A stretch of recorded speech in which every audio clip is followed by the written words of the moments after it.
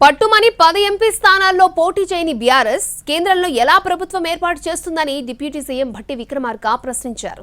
కేంద్రంలో ప్రభుత్వం ఏర్పాటు చేసే సత్తా ఇండియా కూటమికి ఉందన్నారు.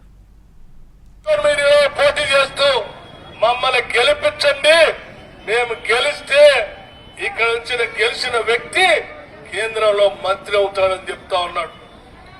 ఏ పార్టీ నుంచి కేంద్రంలో ప్రభుత్వం ఏర్పాటు చేస్తుంది, ఏ రకంగా మీ పార్టీ సంబంధించిన అభ్యర్థి కేంద్రంలో మంత్రి అవుతాడని నేను అడుగుతా ఉన్నాను.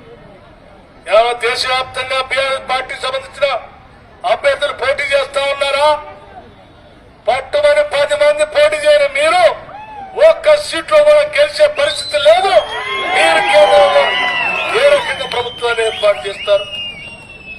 కేంద్రంలో ప్రభుత్వం ఏర్పాటు చేసే దిశలో ఈరోజు వడివడిగా అడుగులు ముందుకు వేస్తూ పోతున్నటువంటి ఏకైక రాజకీయ పార్టీ మనందరికీ నచ్చినటువంటి అఖిల భారత కాంగ్రెస్ కమిటీ వడివడిగా అడుగులు ముందుకు వేస్తూ పోతాం.